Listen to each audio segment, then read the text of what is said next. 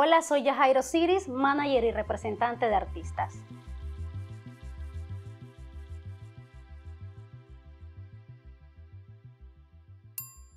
Fíjate que yo quería estudiar medicina, o sea, desde que tenía 4 años hasta mis 15 años, yo siempre decía, yo voy a convertirme en una doctora.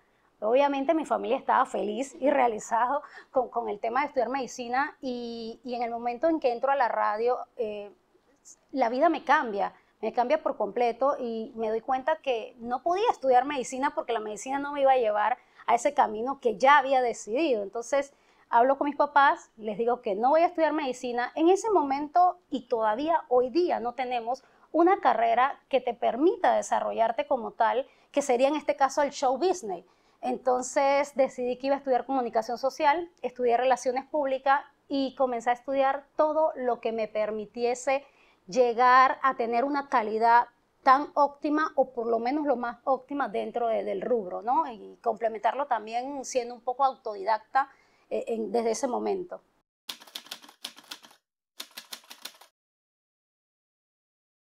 Bueno, mira, yo creo que un poco las ganas, primero la pasión de haber elegido dedicarme dentro de la industria muy joven.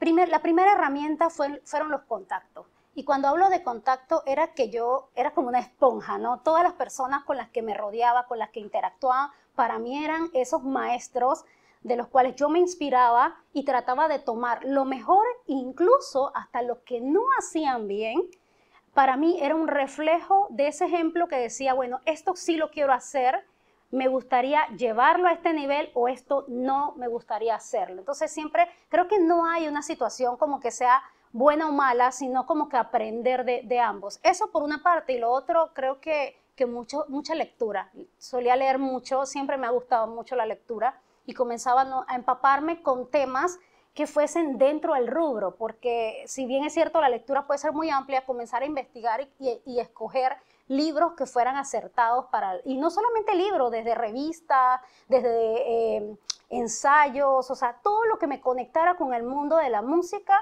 en ese momento era mi mejor opción, ¿no?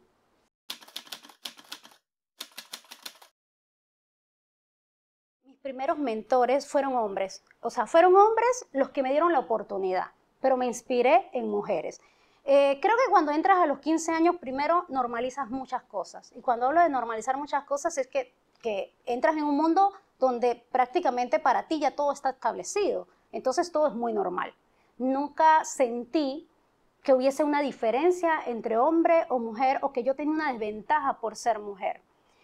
Que sí las tenía, pero que no las percibía. Tengo que agradecer mucho la primera oportunidad que se me da es justamente con la radio Metrópolis, que en ese momento, que en paz descanse, le llevaba el señor Panángel Curucli. Él fue la primera persona que tal vez vio en mí y creyó en mí siendo una niña. Me dio la oportunidad de tener un programa de radio todos los domingos por 3 horas durante 3 años, y que no fueron, o sea, 3 años ininterrumpidos. Entonces creo que eso era muy valioso, pero la segunda oportunidad que se me da es justamente, me la da alguien que también para mí significó muchísimo y que tampoco está con nosotros, Dumas Torrijos. Él, en el momento en que me conoce, yo tengo 15 años, comencé a involucrarme con la disquera, en ese momento él manejaba Polygram, y nunca se me va a olvidar que él me dijo a mí, cuando tú cumplas 18 años, tú vas a ser parte de la disquera. Honestamente yo lo tomé como un halago, primero siendo una niña, pero pensé, bueno, de aquí a esos 3 años que cumpla, a lo mejor no pase.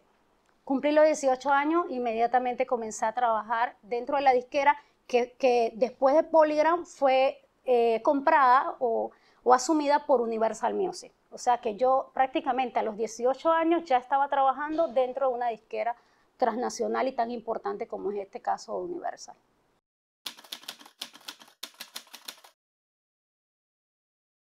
Wow, fue en pandemia y fue en pandemia porque en realidad Minlatán, que es un proyecto que nace justamente para resaltar el rol de la mujer dentro de la industria musical, fue un proceso de reflexión.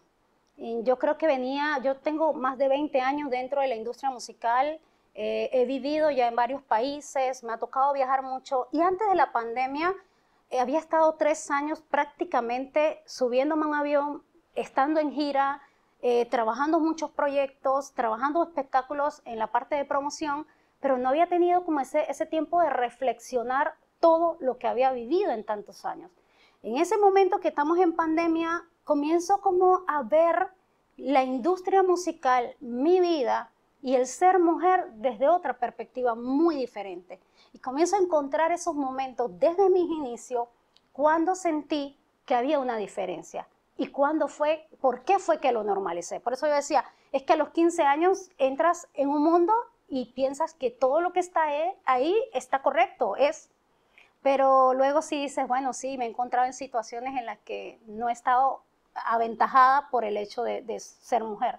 Uno de nuestros sueños para este año es poder hacer una parte presencial y también una parte digital, manejándolo en esta segunda edición de manera híbrida, pero pues queremos que Mil Latam se convierta en dos cosas. Uno, en un encuentro latinoamericano de mujeres en la industria musical que sea presencial, pero también que se convierta en uno de los primeros encuentros de industria musical para Panamá.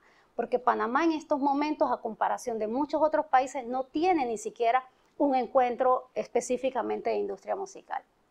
Muchísimas gracias por esta entrevista y bueno, invitarlos a que sigan Mil Latam, es @Mil Latam en todas las redes sociales.